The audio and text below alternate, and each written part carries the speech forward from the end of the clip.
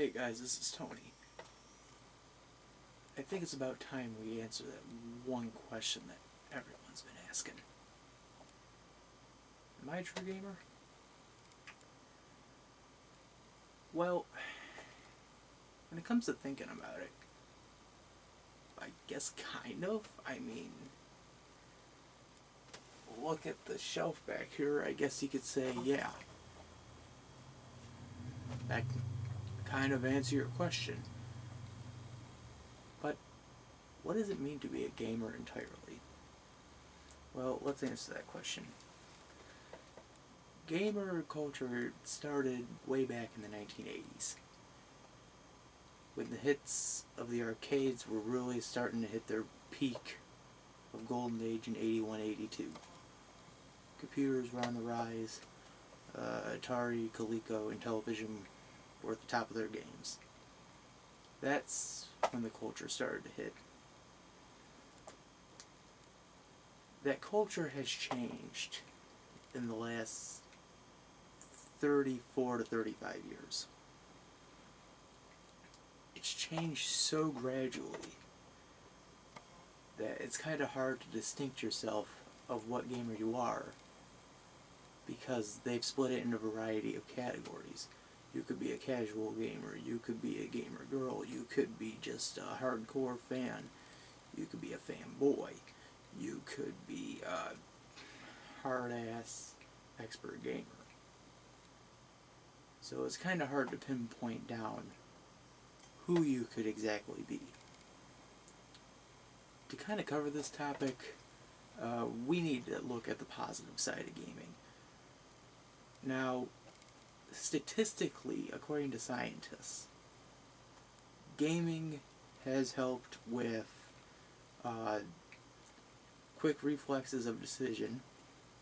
It's helped with better understanding and conceptualization of information. It has helped with organizing and systemizing your information that you intake each day. It actually helps with hand-eye coordination. Now those are the key positives. Along with this, it also helps out with lazy eye. It could help you with diabetes in some way. If you haven't seen that Digino Gaming, recommend seeing it. The Game Boy Part 2. It could help you with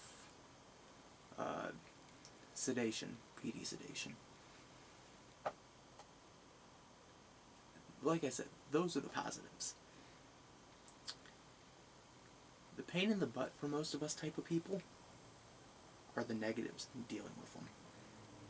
The negatives of obesity, the negatives of addiction, the negatives of corruption within mental state. The negatives that it is going to corrupt people. In some ways it could be true, but it depends on who you talk about. It depends on the mental state of the person. If someone is really crazy and plays stuff like Grand Theft Auto or Halo or Call of Duty, then yeah, it's going to really mess them up.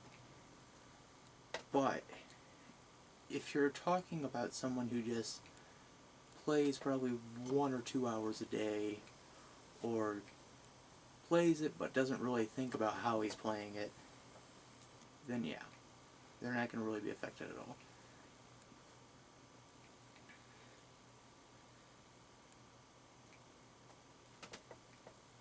I have seen examples of addiction in games. And 2 games and 4 games, you get my point. If you want my recommendations, take a look at this.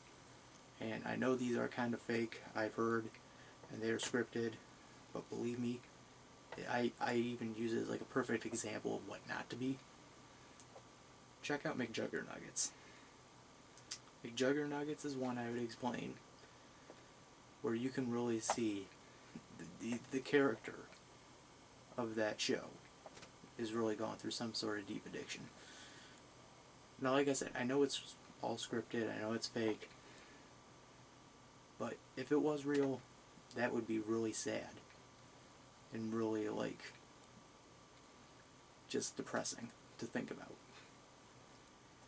If you want another one to watch, here's one you could really watch.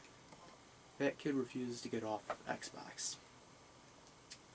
That's another example of just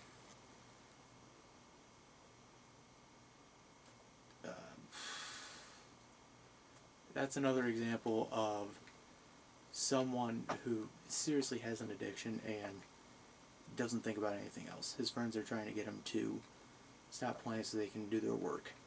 No, he won't stop. So with all that out of the way, let's finally get to the question at hand. Am I a true gamer? Well, thinking about it, it's kind of a yes and no. Yes, I do consider myself a gamer.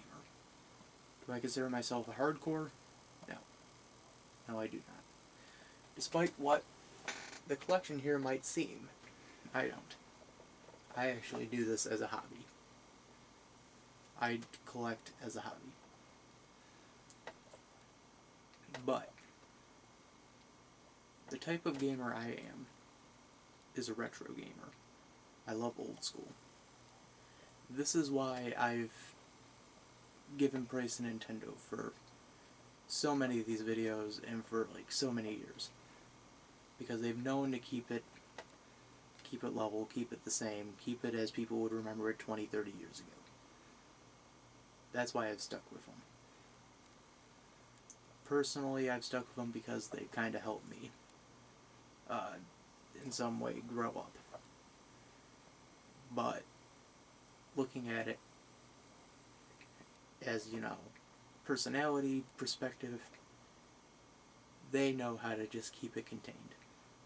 And I know that could be a problem, but believe me, in my eyes, they know what you're doing.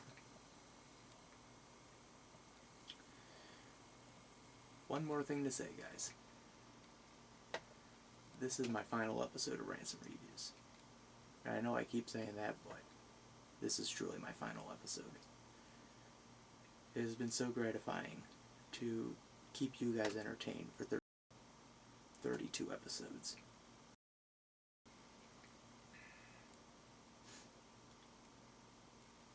This is Tony Rasmussen signing out one last time. Now, if you excuse me, I got a collection of relic over.